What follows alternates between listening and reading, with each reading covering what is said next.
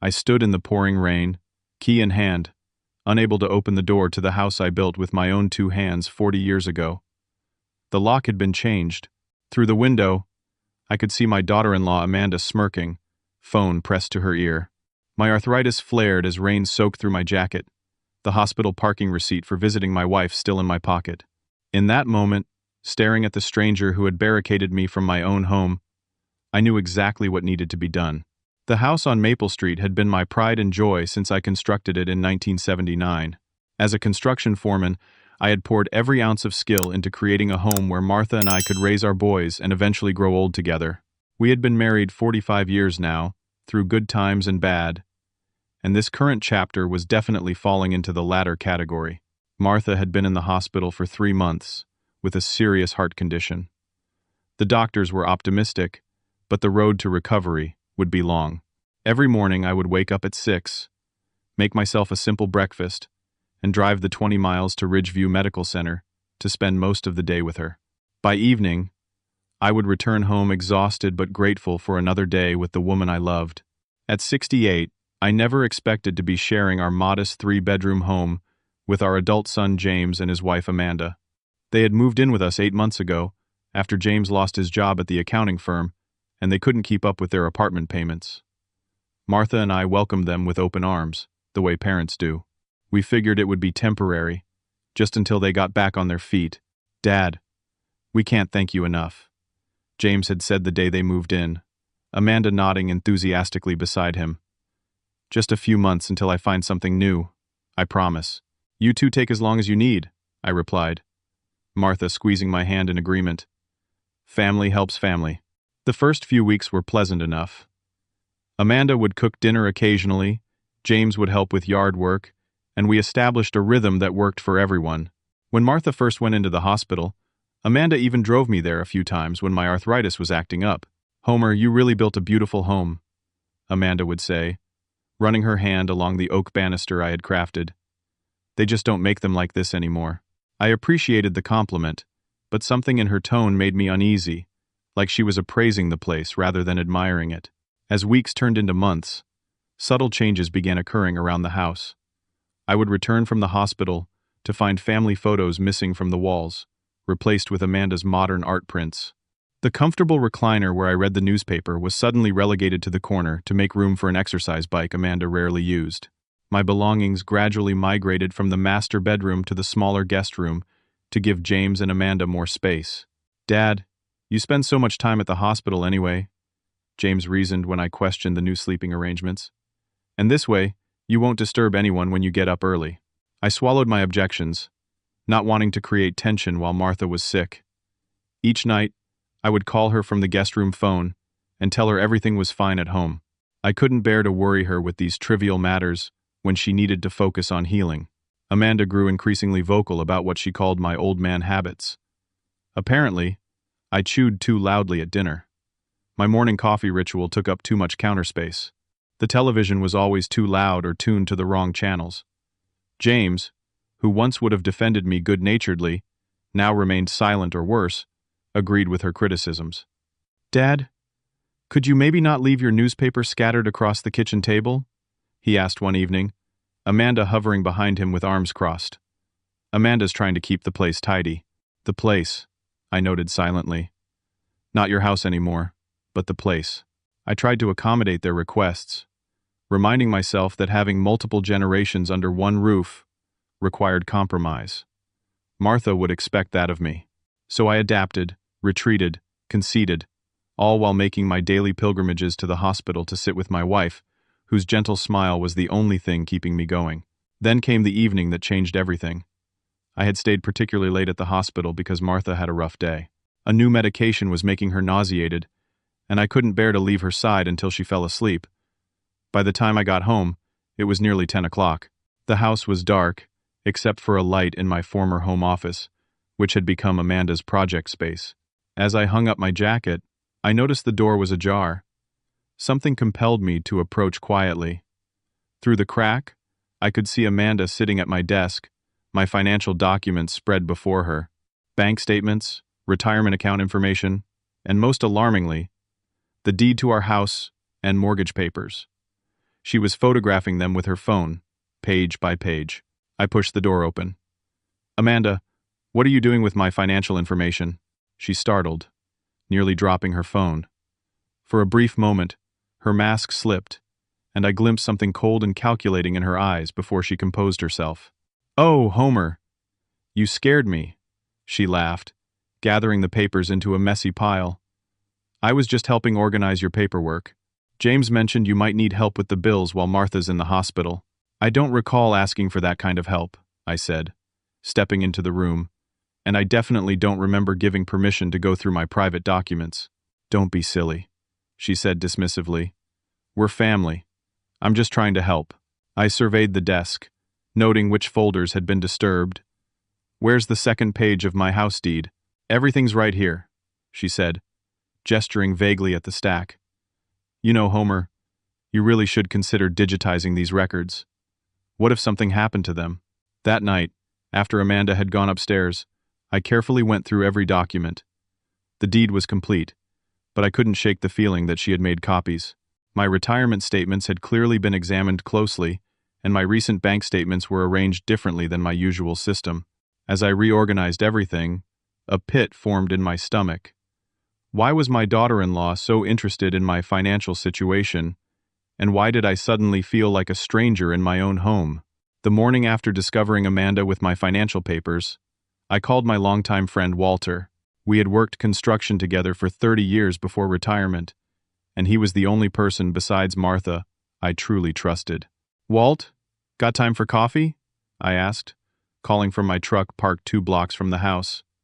I didn't want Amanda overhearing. We met at Lou's Diner, where we'd had breakfast every Friday for decades. After ordering, I recounted the events of the past months, culminating in finding Amanda with my documents. Walter's weathered face grew increasingly concerned. "Homer, this doesn't sound right. Why would she need copies of your house deed unless she's planning something?"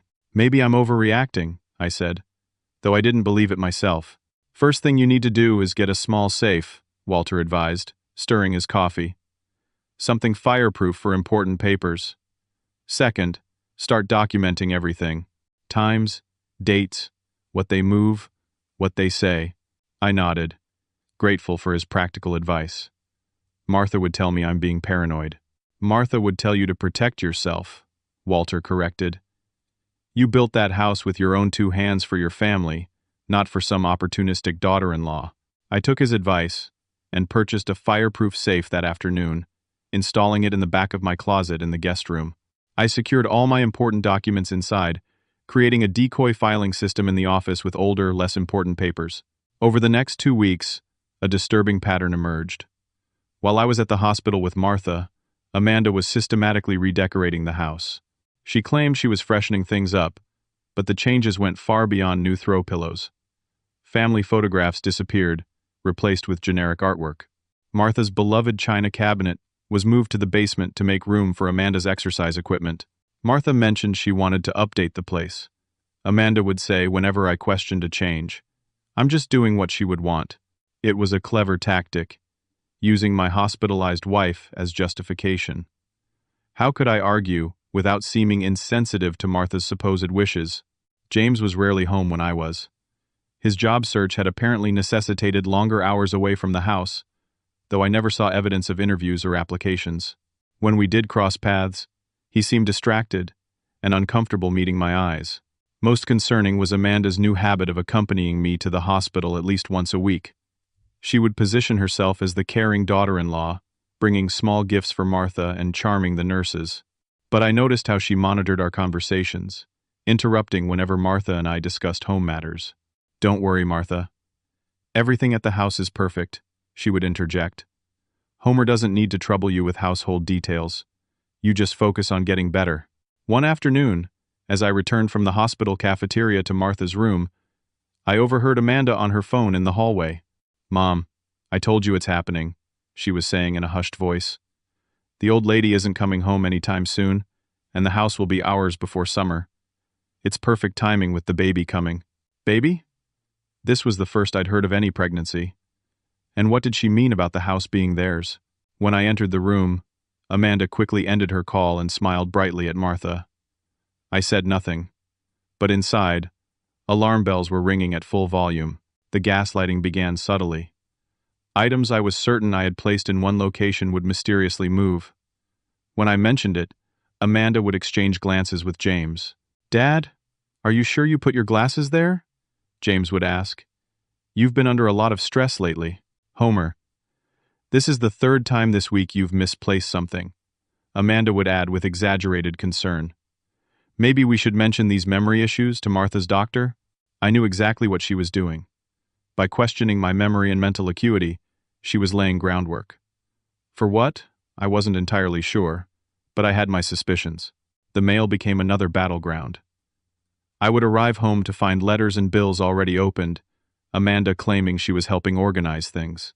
When my bank statements arrived, they would mysteriously disappear before I saw them. Amanda's territorial comments grew more frequent and less disguised. "When this becomes our house, I think we'll knock out this wall," she said one evening, gesturing between the living room and dining area as if I weren't sitting right there. Open concept is so much more modern. I tried discussing my concerns with James one morning when Amanda was out shopping. "Son, I need to talk to you about what's been happening here," I began cautiously. James immediately became defensive. "What do you mean?" "Amanda has been bending over backwards to help out while Mom's sick." "James, she's going through my financial documents. She's moving my things without asking. She's talking about the house, as if it belongs to her." My son's face hardened. "Dad, you're being paranoid. Amanda is pregnant, though we weren't ready to tell you yet. We're just trying to make space for our growing family." "In my house?" I said quietly. "Yes. In this house, where we live too," James replied, his tone edged with something I'd never heard before. "Maybe you're spending too much time at the hospital. It's not healthy to be so fixated on Mom's illness." The conversation devolved from there. For the first time in my life, I felt like I was speaking to a stranger wearing my son's face. Whatever Amanda had told him, whatever narrative she had spun, he had completely bought into it. The final straw came during one of Martha's doctor's appointments. Amanda insisted on joining us, claiming she wanted to support the family. While I spoke with the physician about treatment options, Amanda cornered Martha. Later, my wife related their conversation with concern in her tired eyes. "Homer, Amanda says you've been struggling at home," Martha said, holding my hand. "She says you're forgetting things, getting confused. She's worried about you being alone so much." "Martha, that's not true," I protested. "I'm perfectly fine." She suggested that maybe James and she should take a more permanent role in the house. Martha continued. "For your sake. Is that something we should consider, Homer?" The realization hit me like a physical blow. Amanda was manipulating my sick wife, using her worry for me as leverage to secure their position in our home. She was creating a narrative of my declining abilities, while positioning herself and James as concerned caregivers. Looking into Martha's worried eyes, I forced a smile. "Everything's fine at home, sweetheart. Amanda is exaggerating. You just focus on getting better." But as I drove home that evening, I knew everything was far from fine. The subtle campaign to undermine me and lay claim to our home had shifted into something more overt and dangerous. I needed to act before I lost everything Martha and I had built together. Martha's condition took a turn for the worse in early April. What had been steady progress suddenly reversed when an infection developed near her heart valve. The doctors increased her antibiotics and monitoring, which meant I was spending even more time at the hospital, often from early morning, until they gently suggested I go home late in the evening. "Mr. Walsh, you need to take care of yourself too," Martha's primary nurse, Susan, would remind me. "Martha needs you strong." I would nod, gather my jacket, and reluctantly head home, only to return first thing the next morning. The emotional toll was immense. I existed in a constant state of worry, exhaustion clouding my thoughts as I drove the familiar route between hospital and house. It was during this difficult period that I returned home one Thursday evening to find my workshop in the garage, completely dismantled. The workbench my father had given me, the organized tool wall, the cabinets of supplies I had meticulously maintained for 40 years all gone. In their place was an empty space, with just a few paint cans and garden supplies. I stormed into the house. "Where are my tools? My workshop?" James was sitting at the kitchen table, looking uncomfortable. Amanda stood by the sink, arms crossed defensively. We had to sell some things, James explained, not meeting my eyes. Bills have been piling up. You sold my tools? Without asking me. I could hardly believe what I was hearing. Those tools represented decades of projects, memories, craftsmanship. They were just collecting dust, Amanda interjected. You haven't used them in months. Because I've been at the hospital with my wife, your mother-in-law. My voice rose despite my efforts to stay calm. Exactly our point, Amanda said, her tone maddeningly reasonable. You're never here anymore. The house needs to function for those who actually live in it. I live here, I nearly shouted. This is my house. James stood up, placing himself between Amanda and me. Dad, calm down. We're just trying to make things work while Mom is sick. The tools brought in enough money to cover the property taxes and some repairs. I already paid the property taxes in January, I said coldly. And what repairs? Neither of them answered directly. Later, I discovered they had used the money from my tools to purchase new living room furniture and a large television that had been delivered while I was out. This betrayal marked a new phase in our deteriorating relationship. I began to notice my personal belongings migrating from the master bedroom to the guest room without my permission. My clothes were moved to a small section of the hallway closet. My reading chair disappeared entirely. When I would return from the hospital, Amanda would often be entertaining her friends in what had been our family living room. They would fall silent when I entered, watching me with barely disguised impatience until I retreated to the guest room. I overheard Amanda telling one friend, "The poor man is struggling since his wife got sick. We're thinking some assisted living might be best once she's stable. This house is just too much for someone his age to maintain." My friends gradually stopped visiting after Amanda told several of them that I needed rest and wasn't up for company. I only discovered this when Walter called to ask why I had been turning people away. I haven't turned anyone away, I told him, anger bubbling inside me. Amanda's been intercepting visitors. Homer, something's not right there, Walter said gravely. First your tools, now isolating you from friends? Classic elder abuse tactics. The word abuse struck me hard. Was that what was happening? It seemed melodramatic, but the systematic dismantling of my life, my home, and my dignity certainly felt like some form of violation. I finally confronted James directly one morning when Amanda was at her yoga class. I found him in the kitchen, half-heartedly scanning job listings online. "James, we need to talk about what's happening," I said, sitting across from him. "Your mother is fighting for her life at the hospital, and I come home to find my possessions sold, my space taken over, and Amanda telling people I need assisted living. What's really going on here?" James looked uncomfortable, then defensive. "Dad, we're trying to help. You're almost 70. Mom's been handling everything for years, and with her sick, it's obvious you're struggling." "Struggling? I built this house. I maintained it for 40 years. What makes you think I can't handle it now?" "Amanda's noticed things," James said vaguely. "Bills piling up. Maintenance issues you've ignored. We're concerned, that's all." "What bills?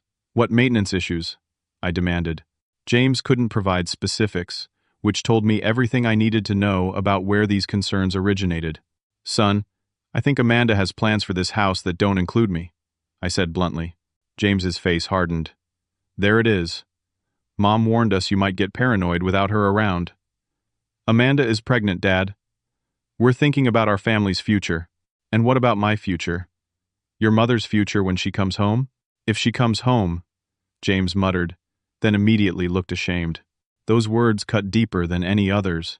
Not only had my son bought into Amanda's narrative about my incompetence, but he seemed to be preparing for a future where his mother wasn't part of the equation. The conversation ended with James stalking out of the house, claiming he had job interviews to attend. I sat alone in the kitchen, feeling more isolated than ever. My friend Walter's suggestion to document everything suddenly seemed crucial. I began keeping a small notebook in my pocket, recording dates, times, and details of each incident, each item moved or sold, each concerning comment. I maintained my composure during hospital visits, not wanting to burden Martha with these troubles. But the strain must have shown on my face, because the doctor pulled me aside one afternoon. "Mr. Walsh, "Is everything all right at home?" he asked. "Your blood pressure is elevated, and you seem more stressed than usual." I hesitated, then admitted, "Family issues. Nothing I can't handle." He nodded sympathetically. "Your wife is making progress, but her recovery depends partly on knowing you're okay. If you need support, please reach out. We have social services that can help with family situations." I thanked him but declined. This was a private matter I needed to handle myself. That night, I called my younger son Nathan, who lived in Oregon. We hadn't spoken much about the situation with James and Amanda, as I hadn't wanted to worry him. "Dad, why didn't you tell me things were this bad?" Nathan asked after I explained. "I didn't want to put you in the middle," I said. "You have your own family, your own life 3,000 miles away. I can be on a plane tomorrow," he offered immediately. "No, not yet," I said. "Let me try to handle this first. But knowing you're in my corner means everything, son." After our call, I felt marginally better. At least one of my children still saw me as competent and worthy of respect. The next morning, I decided to check our home filing cabinet while Amanda and James were out. What I found sent a chill through me. Hidden behind tax documents was paperwork for a reverse mortgage application on my home, partially filled out with my personal information. The application would essentially allow James and Amanda to extract the equity from our house while claiming to care for me. I took photos of every page with my phone, then carefully replaced the documents exactly as I had found them. This wasn't just opportunism anymore. This was calculated financial exploitation. Later that day, I installed a small, innocuous wireless camera in the living room bookshelf, positioned to capture the main area of the house. Walter had helped me purchase it, insisting it was necessary to protect myself. Given what I had discovered, I couldn't disagree. That night, reviewing the camera footage, I watched Amanda and James in heated discussion about the old man and getting him out. They mentioned timelines, something about after the baby announcement, and Amanda clearly stated, "This house will be worth double once we renovate. We just need him settled somewhere else before your mother comes home." I sat in the dark guest room, watching my son and his wife plot to remove me from my own home, and felt something break inside me. Not just my heart at James's betrayal, but something fundamental in how I viewed the world. The son I had raised, taught to hammer his first nail, coached through Little League, helped through college, was conspiring to take everything from me. I resolved then that I would not go quietly. I would fight for what Martha and I had built, for our future when she returned home. I would fight for justice, even against my own flesh and blood. The morning after discovering the reverse mortgage paperwork, I drove straight to my friend Diane's law office, instead of the hospital. Diane had handled our wills and estate planning for years, and I trusted her implicitly.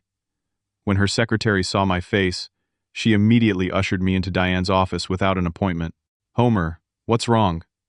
Diane asked, coming around her desk with concern. For the next hour, I laid out everything that had happened: the gradual takeover of my home, the selling of my possessions, the isolation tactics, and finally, the reverse mortgage application. I showed her the photos I'd taken of the documents and played a short clip from the hidden camera. Diane's expression grew increasingly grave. "Homer, this is elder financial abuse. Plain and simple. The fact that it's family doesn't change that. The house is solely in my name, right?" I confirmed. "Yes. You and Martha are the only owners. The mortgage was paid off 10 years ago," she assured me, checking her files. "James and Amanda have absolutely no legal claim to it, but that doesn't mean they can't make your life difficult. What are my options?" Diane laid them out clearly. I could file for a formal eviction, seek a restraining order based on the evidence of exploitation, or attempt a family intervention with professional mediators. Each path had pros and cons. Given Martha's condition, I'd recommend starting with a formal letter establishing your legal rights and expectations, Diane suggested. Sometimes just knowing they're being watched is enough to curb this behavior. While Diane drafted the letter, I called the hospital to check on Martha. The nurse informed me that Martha was having a good day and asked if I was coming in. Guilt washed over me for prioritizing the house situation over my hospital visit. But I knew Martha would want me to protect our home. "I'll be there this afternoon," I promised. As I hung up, Diane's secretary entered with disturbing news. "Homer, your daughter-in-law Amanda has been here before." About a month ago, she came in asking about elder law and conservatorship procedures. My blood ran cold. Conservatorship? You mean taking legal control over my affairs? She presented herself as a concerned caregiver, the secretary explained. Said her father-in-law was showing signs of dementia, and they wanted to understand their options. Diane's expression hardened. That changes things. This isn't opportunistic, it's premeditated. She's been planning this for months. We revised our strategy. Diane would prepare more comprehensive documentation, including affidavits from my doctor, confirming my mental competence. I would continue gathering evidence while taking steps to secure my legal position. After leaving Diane's office, I drove to the hospital. Martha immediately sensed something was wrong. "Homer Walsh, I've known you for 50 years, she said, taking my hand. "What are you not telling me?"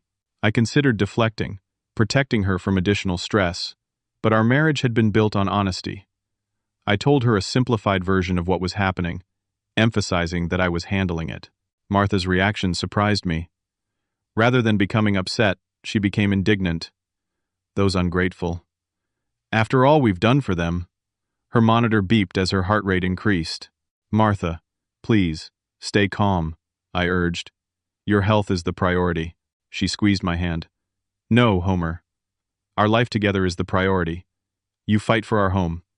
I'll focus on getting better, so I can come home to it." Her support strengthened my resolve.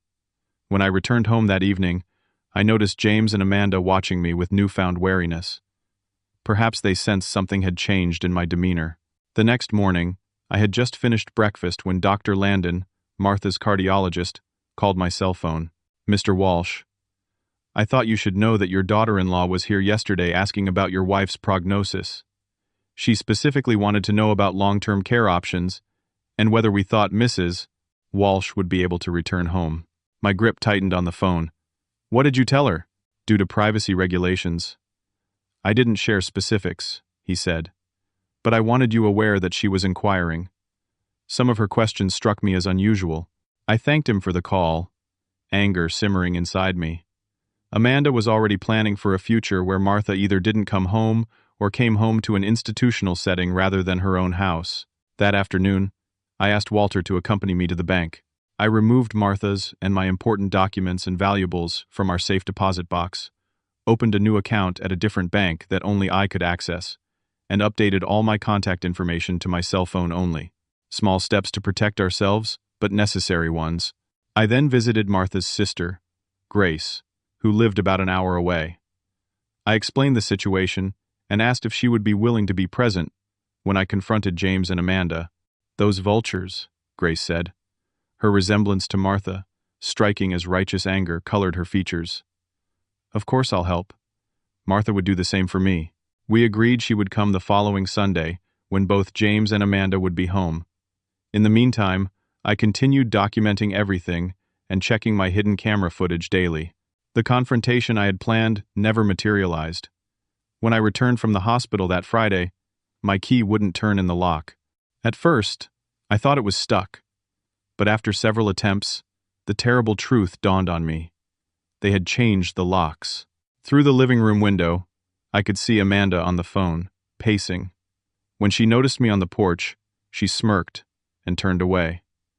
I knocked loudly, then rang the doorbell repeatedly. No response. I called James's cell. No answer. I texted him. "The locks have been changed. I need to enter my home now." Several minutes later, a text came back. "Amanda says you threatened her. We need space. Your things are in the garage. The code is the same." I was speechless. I had done no such thing. This was a calculated move, clearly planned in advance. I tried the garage keypad, and thankfully, that code still worked. Inside, I found several hastily packed boxes containing clothes, toiletries, and personal items. My heart sank when I saw family photos removed from their frames, tossed carelessly into a cardboard box. On top of one box was a handwritten note. "Homer voluntarily abandoned the property on April 15th. All attempts to contact him about returning home have failed." The note was dated 3 days earlier. They were creating a paper trail of abandonment, a legal tactic to claim possession of the property. Through the door leading to the house, I could see movers carrying Martha's antique dining set toward the front door. Amanda was directing them, pointing and gesturing. I pulled out my phone and called Walter, who arrived within 20 minutes. He found me sitting in my truck, shell-shocked. "They changed the locks," I said simply. 40 years in that house, and I'm locked out. "You're staying with us tonight," Walter said firmly. "And first thing tomorrow, we're calling Diane." That night, in Walter's guest room, I felt a strange mixture of rage, heartbreak, and oddly, relief. The pretense was over. The psychological warfare of subtle changes and gaslighting had given way to overt action. Now, at least, I could respond directly to a clear offense. As I drifted into uneasy sleep, I resolved that this was not the end of the story. It was merely the beginning of my fight to reclaim what was rightfully mine. The guest bedroom at Walter and Elaine's house became my temporary command center. After the initial shock wore off, a strange clarity took hold. With distance from the daily psychological warfare, I could finally see the full extent of Amanda's manipulation. "You look 10 years younger just being away from them," Elaine commented as she set down coffee the first morning. Walter nodded in agreement. Nothing ages a man faster than betrayal. By noon, Diane had arranged an emergency meeting at her office. She was livid when I showed her photos of the locked doors and the fraudulent abandonment letter. "This is textbook illegal lockout," she fumed, making notes. "They've just made our case much stronger." While we were meeting, I received a call from an unfamiliar number. It was James, calling from a friend's phone. "Dad?" His voice sounded strained, uncertain. "Where are you staying? Why do you care?" I asked coldly. "You changed the locks." "I didn't. I wasn't." He paused. "Amanda said you agreed to stay somewhere else while we prepared for the baby. She said you signed papers." "What papers, James?" "I signed nothing." Silence stretched between us. Then he whispered, "I think I've made a terrible mistake." It turned out James himself had been manipulated. According to him, Amanda had convinced him weeks ago that I had already signed over the house through some family transfer agreement. She claimed to have witnesses and notarized documents. James, eager to believe what benefited him, never asked to see these supposed papers. "She told me you were showing signs of memory problems," James explained when we met at a diner later that day. "Said you'd forget conversations right after having them. When you got upset about things moving around the house, she said it was proof you were declining. And you believed her over your own father? The man who raised you?" James looked ashamed. "She was very convincing. And with Mom sick, I wanted to believe we were doing the right thing, taking over so you wouldn't have to worry about maintaining the house." "Where are you staying now?" I asked, noticing his rumpled appearance. "Friend's couch," he admitted. "Amanda said I needed to pick between you and her. When I said we needed to at least make sure you had somewhere to go, she lost it. Called me weak. Said I'd regret not standing with her." While I wasn't ready to fully forgive James, his evident distress and separation from Amanda opened a door to potential reconciliation. More importantly, it gave us critical information. Amanda was now essentially squatting in my house alone. Diane advised against confronting Amanda directly just yet. "We need to build an airtight case," she cautioned. "One wrong move could complicate the eviction process." Meanwhile, I focused on two priorities: visiting Martha and documenting Amanda's illegal occupation. Each morning, I would drive past my house, photographing any changes visible from outside. Amanda had begun moving furniture in and out, apparently redecorating to her taste. My garden tools were piled by the trash cans, decades-old perennials ripped from their beds to make way for her preferred landscaping. At the hospital, Martha's condition had stabilized enough for her doctors to discuss rehabilitation options. "We're looking at another 4 to 6 weeks before discharge," Dr. Landon explained. "She'll need a stable, stress-free environment to continue recovery. Her home will be ready," I promised, though I wasn't entirely sure how I would fulfill that promise. When I explained the current situation to Martha, her reaction was fierce. "That little gold digger locked you out of our home? The home you built with your own hands? Oh, I wish I could get out of this bed right now." "Don't you worry," I assured her. "I'm handling it." "You better be," she said, fire in her eyes. "No one takes what's ours, Homer." "No one." Martha's sister Grace was equally outraged. She reached out to Amanda directly, hoping to reason with her woman-to-woman. Amanda refused to speak with her, claiming Grace was enabling Homer's delusions. My younger son Nathan called daily from Oregon, offering support and practical advice.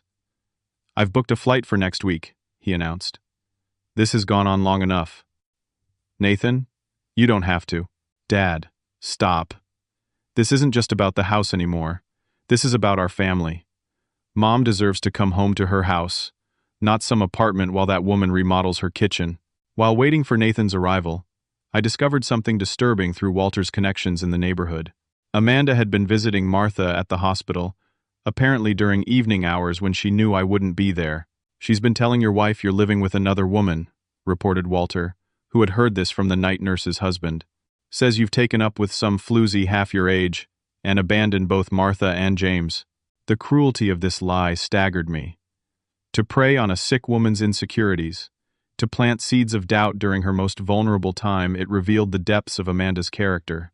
I immediately called Martha's doctor to restrict Amanda's visitation rights, citing emotional distress to the patient. Then I sat beside Martha's bed and gently asked if Amanda had been telling her things about me. Martha's eyes filled with tears. "I didn't believe her, Homer. Not for a second. 50 years together. I know who you are." She squeezed my hand, but she showed me pictures of some blonde woman entering Walter's house. Said that's why you were staying there. "The blonde is Elaine's niece who's visiting from California," I explained, relieved that Martha had seen through the deception. "Amanda is trying to drive a wedge between us." "Well, she picked the wrong couple to mess with," Martha declared. Nathan's arrival the following week brought fresh energy and determination to our efforts. Tall and decisive like his mother, he took one look at my boxes of belongings in Walter's garage and said, "This ends now."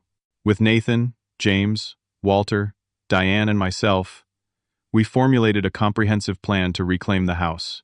Diane had prepared all the legal documentation, including a court order, allowing re-entry to my property. A local locksmith agreed to restore the original locks.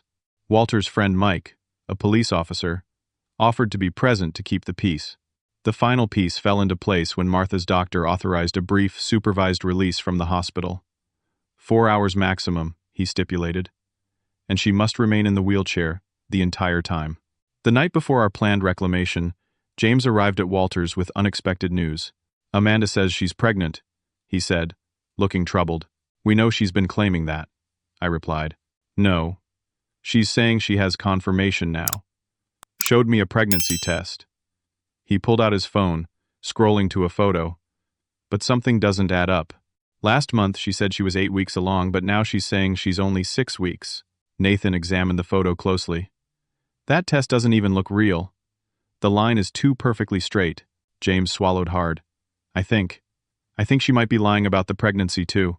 We added this revelation to our growing understanding of Amanda's manipulations. Whether the pregnancy was real or not, it was clear she would use anything to strengthen her position. That night, I could barely sleep, knowing that tomorrow would determine whether Martha would return to her beloved home or whether Amanda would succeed in her scheme to take everything we had built. At dawn, I stood at the window watching the sunrise, thinking about the house I had constructed board by board, the home where we had raised our boys, celebrated holidays, weathered storms both literal and figurative. No opportunistic daughter-in-law would take that legacy from us. Not while I still had breath in my body and fight in my spirit. As Walter's truck pulled into the driveway to pick me up, I felt a surge of determination. Today, justice would prevail. Today, I would reclaim what was rightfully ours. The morning dawned clear and cool. A perfect spring day that belied the confrontation ahead. Our team assembled in the hospital parking lot at exactly 7:30. Myself, Nathan, James, Walter, Diane, with her legal documents, Officer Mike in his patrol car, and the locksmith in his van. Martha was brought out in a wheelchair, a nurse accompanying her with strict instructions to monitor her vital signs. "Ready for this?" I asked Martha, squeezing her shoulder. Her eyes gleamed with determination. "More than ready. Let's go get our house back." We drove in a small convoy, parking along the street in front of my house. The property already looked different after just a week of Amanda's occupation. My carefully tended lawn had patches of dirt where plants had been removed. A gaudy lawn ornament stood where Martha's rosebush had once bloomed. The mailbox had been spray-painted, an aggressive shade of purple. "Good Lord," Walter muttered. "What's she done to the place?" "Nothing that can't be fixed," I said firmly, though the casual destruction of our garden pained me. We approached the front door in formation. Officer Mike in front, followed by Diane, then Martha in her wheelchair, pushed by the nurse, then myself, with Nathan, James, and Walter behind us. The locksmith waited by his van until needed. Officer Mike knocked authoritatively. "Police, please open the door." Silence. He knocked again, louder. After several minutes, we heard movement inside. Amanda opened the door a crack, chain still in place. Her hair was disheveled, her expression shifting from annoyance to shock as she registered our group. "What is this?" she demanded, eyes darting between us. "Mrs. Walsh, I'm here to inform you that you are occupying this property illegally," Officer Mike stated formally. "The legal owners are here with documentation and a court order permitting their re-entry." "This is ridiculous. I live here. My husband and I—" "Your husband is standing right here," Nathan interrupted, gesturing to James. "And he's with us." Amanda's face contorted with rage when she spotted James. "You traitor! After everything I've done for you?" Diane stepped forward, presenting legal documents through the door crack. "Amanda Walsh, you have illegally changed the locks and barred the rightful owner from his property. You have two options. Allow us entry peacefully now, or face formal eviction proceedings and potential criminal charges for elder abuse and financial exploitation." "You can't prove anything," Amanda hissed. "Homer abandoned the property." "I have documentation." "Fraudulent documentation," Diane corrected. "Dated before the locks were actually changed. We have time-stamped photos and witness statements." Amanda's eyes narrowed as she calculated her options. Finally, she slammed the door shut. "Stand back," Officer Mike advised.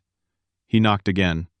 "Mrs. Walsh, refusing entry at this point constitutes criminal trespassing. I'm authorized to allow the locksmith to remove the locks if necessary." After another minute of silence, we heard the chain slide, and the door swung open. Amanda stood there in a defensive posture, arms crossed. "Fine, come in. But I've been improving this dump, and I expect to be compensated for my work." We entered the house, and my heart sank.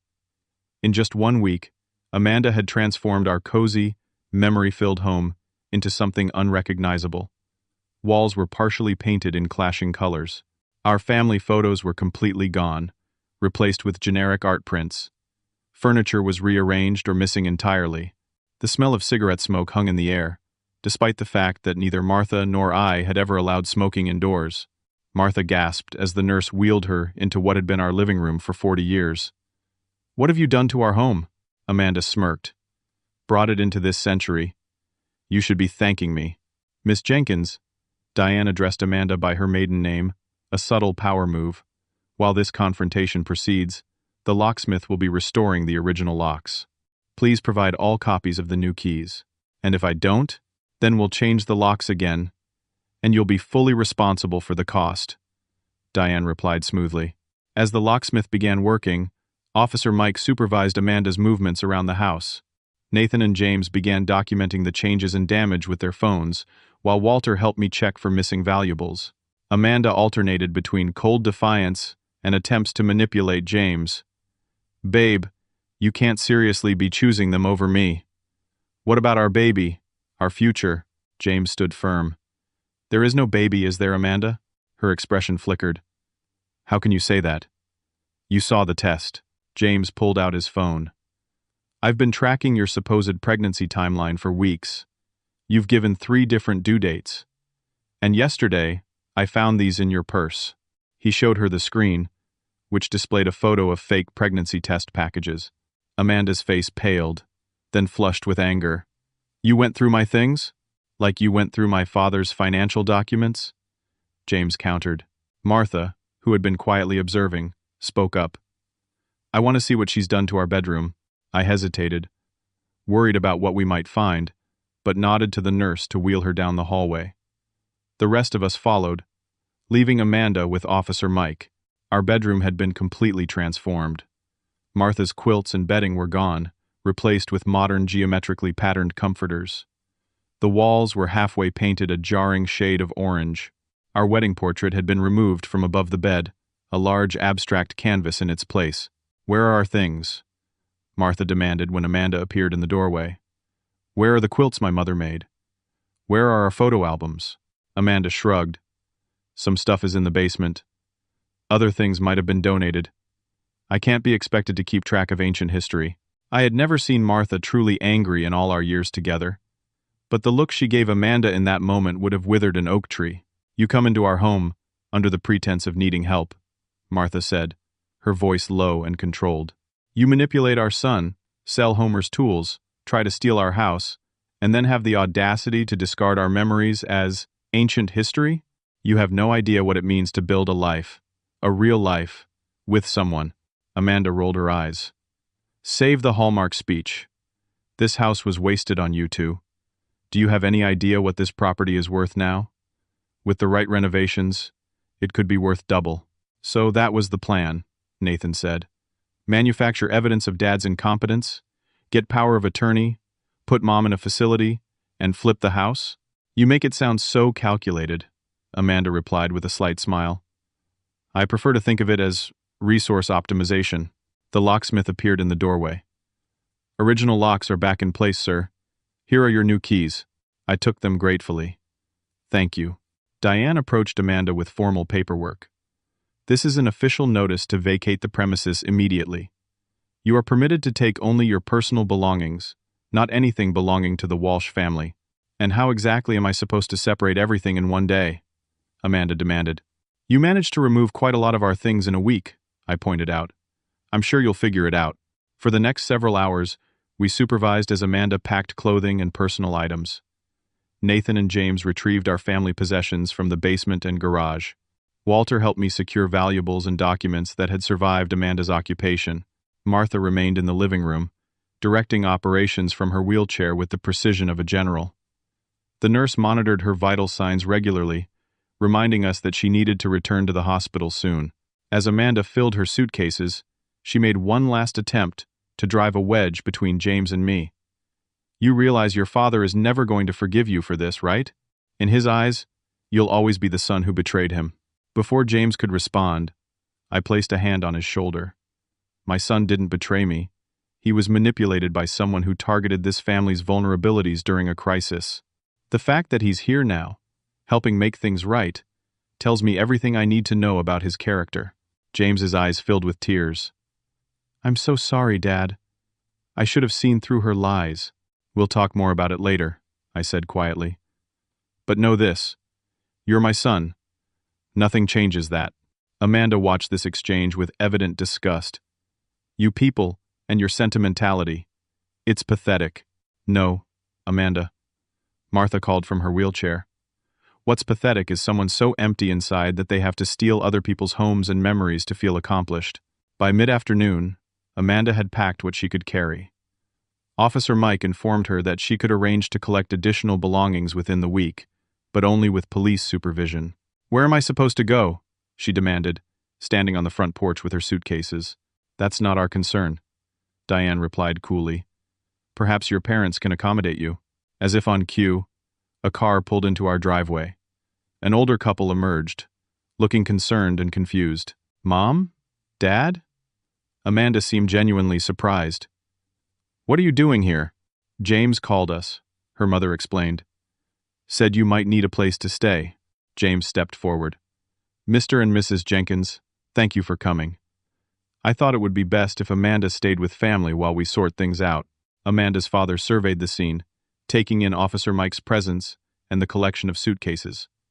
"Amanda, what have you done now?" The resignation in his tone suggested this wasn't the first time he'd asked that question.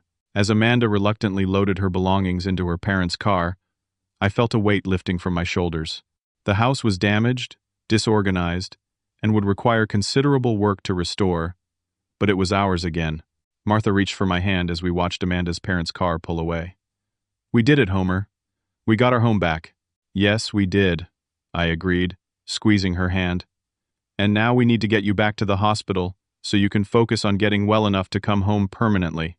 As the nurse prepared to take Martha back to the wheelchair van, she looked around at our disheveled living room and smiled. "Don't worry about fixing everything before I come home. We'll do it together. Just like we've done everything else for the past 50 years. I kissed her forehead, overcome with love and gratitude that despite everything, we still had each other and our home. Together, I agreed, the way it's meant to be. The weeks following Amanda's eviction were filled with the steady work of reclaiming and restoring our home. Each day brought small victories. Finding Martha's missing photo albums in a storage bin in the garage, repainting walls to cover Amanda's garish color choices, rearranging furniture to its proper place. Nathan extended his visit to help with the heavier tasks, his presence bringing energy and optimism to the house. James's path to redemption was more complicated. Initially, he stayed with friends, visiting daily to help with repairs, but maintaining a respectful distance, unsure of his welcome. We had several difficult conversations, working through the hurt and betrayal. "I should have trusted you," he said one evening as we rebuilt my workshop shelves. "I let Amanda convince me you weren't capable anymore." "Why?" I asked simply. "What made her so persuasive?" James thought carefully before answering. "She made it seem like the loving thing to do, taking over so you wouldn't have to worry. And I guess part of me liked the idea of having the house someday. I never imagined she planned to push you out completely. There's a difference between inheritance and theft," I said. "Your mother and I always intended for you boys to have the house eventually, but on our terms, after we've lived our lives here, fully." James nodded, eyes downcast. "I understand that now. I just hope someday you can forgive me." I placed a hand on his shoulder. "I already have, son. But rebuilding trust takes time." After 2 weeks, Martha's doctors cleared her for discharge. The day we brought her home permanently was one of the happiest of my life. Nathan, James, Walter, and Elaine, and several neighbors had prepared a small welcome home celebration. The house wasn't perfectly restored yet, but it was clean, organized, and filled with fresh flowers from Martha's garden that I had carefully tended in her absence. "Oh, Homer," she whispered as I helped her from the car. "You've done so much." "We've done it together," I corrected her. Just like always, Martha's recovery continued at home under the care of a visiting nurse. Each day, she grew stronger, gradually reclaiming her role in our household. She took particular pleasure in directing the restoration of her kitchen, which Amanda had begun to demolish for an open-concept renovation. "Some trends aren't worth following," Martha declared as we reinstalled her beloved cabinet doors. "I like my kitchen just the way it was, thank you very much." James eventually moved back in temporarily, occupying the guest room while he looked for a new apartment and job. The arrangement was sometimes awkward, but ultimately healing. Martha, especially, helped bridge the gap between us. "Everyone makes mistakes," she told me privately. "What matters is how they make amends." And James was certainly trying. He worked tirelessly around the house, restored my tool collection piece by piece, and treated us with a new appreciation that felt genuine rather than manipulative. One evening, about a month after Martha's return home, we were sitting on the porch enjoying the summer twilight when a car pulled into our driveway. Amanda emerged, looking nervous but determined. James immediately stood up, positioning himself protectively in front of us. "Amanda, you're not welcome here. There's a restraining order. I just need to get the rest of my things," she said, not quite meeting our eyes. "My parents are making me clear out my stuff from their garage. Any remaining items were packed and stored in the garden shed, as you were informed," I replied calmly. "You can take those boxes and leave. Officer Mike should be here any minute to supervise, as required by the court." Amanda's expression darkened. "You think you've won, don't you? This happy family routine won't last." Martha spoke up, her voice steady. "It's not an act, Amanda. It's a life built on love and respect, something you might want to consider for your future." Amanda snorted dismissively, but I caught a flicker of something like envy in her eyes as she looked at Martha and me sitting side by side, still together after 50 years. Officer Mike arrived moments later. "Evening, folks. Mrs. Jenkins, let's make this quick and respectful." Under his supervision, Amanda collected her remaining possessions without further incident. As she loaded the last box into her car, she paused and looked back at James. "You could have had everything with me," she said, almost sadly. James shook his head. No, Amanda. I would have lost everything that actually matters. As her car disappeared down the street, Martha reached for my hand. I think that's the last we'll see of her. I wasn't so sure, but I kept that thought to myself, not wanting to diminish the moment's peace. My caution proved warranted a week later when our home security system, newly installed after the lockout incident, alerted us to movement in the backyard at 2 in the morning. The cameras showed Amanda attempting to jimmy open the back door with what looked like a credit card. James was the first downstairs, followed closely by me. Without discussion, he called the police while I turned on the exterior lights, illuminating Amanda in the act. She froze, then fled to a waiting car at the curb. By the time police arrived, she was gone. But the security footage provided clear evidence of her attempted break-in. That's a violation of the restraining order, the responding officer confirmed. Do you want to press charges? I looked at Martha and James, considering our options. Part of me wanted Amanda to face serious consequences, but another part recognized that protracted legal proceedings would keep her in our lives longer. What do you think? I asked Martha. She considered carefully. I think we've reclaimed our home and our family. Pressing charges means more disruption, more stress. Maybe it's time to close this chapter. James agreed. She needs help, not jail time. Maybe this will be the wake-up call her parents need to get her proper therapy. So we declined to press charges but provided the footage to reinforce the restraining order. The next day, Amanda's father visited alone, deeply apologetic. We've struggled with her behavior for years, he admitted. After this incident, we've convinced her to enter a treatment program for her narcissistic tendencies and manipulative patterns. I can't apologize enough for what she put your family through. His sincerity was evident, and I found myself feeling compassion for the man. Parenthood doesn't end when they grow up, I observed. Sometimes that's when the hardest work begins. He nodded gratefully at the understanding. We're moving her to Colorado when she completes the program. Fresh start. Far from here. The news brought final closure to the ordeal. With Amanda out of our lives for good, we could focus fully on rebuilding and moving forward. The summer passed in a gentle rhythm of recovery and restoration. Nathan eventually returned to Oregon, but called weekly. James found a new job in an apartment nearby, visiting regularly for Sunday dinners. Martha's strength returned gradually, and by fall, she was tending her garden again, albeit with more frequent breaks. One crisp October evening, exactly 6 months after the lockout incident, Martha and I sat on our porch swing, watching the neighborhood children in their Halloween costumes. What a year it's been, Martha mused, nestled against my side. Not exactly how we planned to spend our golden years, I agreed. I've been thinking about what we learned from all this, she said thoughtfully. About family, trust, forgiveness. I considered her words. I learned that what we built here isn't just a house. It's a home that represents 50 years of choices made together, challenges overcome together. Martha smiled. I learned that even at our age, we're still fighters when it counts. And I learned, James said, joining us on the porch with mugs of hot cider, that real love doesn't take over when things get tough. It stands beside you and faces challenges together. We sat in comfortable silence for a while, sipping our cider and greeting trick-or-treaters. The house behind us wasn't exactly the same as before Amanda's brief occupation. Some things couldn't be perfectly restored. My workshop had new tools. Martha's kitchen had a slightly different arrangement, and some treasured items remained missing. Yet somehow, the house felt more precious than ever. We had fought for it, reclaimed it, and in the process, reaffirmed its true value as the setting for our shared life. You know what I'm most grateful for? I said finally. Not just getting the house back, but learning how many people were willing to help us fight for what's right. Walter, Diane, Officer Mike, the neighbors who kept watch afterward. Community, Martha nodded. Something Amanda never understood. A house is just walls and a roof. A home includes the community around it, the relationships that extend beyond property lines. As darkness fell and the last trick-or-treaters headed home, we gathered in the living room, which now held both old memories and new ones. The family photos had been restored to their places of honor, joined by new pictures. Martha coming home from the hospital, James and I rebuilding the garden fence, Nathan's latest visit with his family.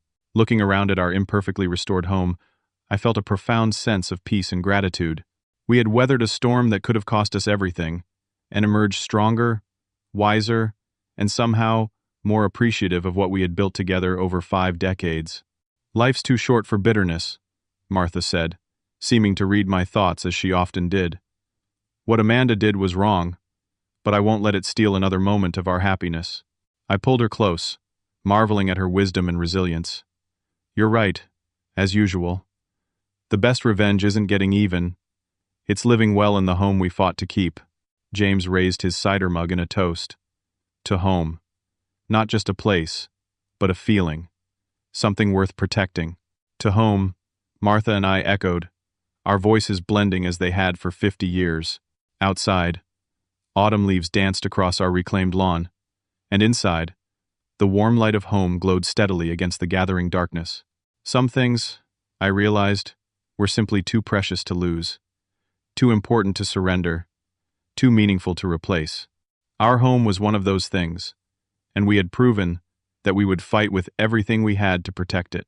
That night, as Martha and I settled into our own bed in our own bedroom, I reflected on how close we had come to losing everything, and how completely we had reclaimed what mattered most. The locks on our doors were stronger now, but the bonds within our family were strongest of all. Have you ever had to stand up for what rightfully belongs to you? What would you have done in Homer's situation? I'd love to hear your experiences in the comments below. If this story resonated with you, please like this video and subscribe to hear more stories about standing firm in difficult situations. Share this with someone who might need encouragement to fight for what matters.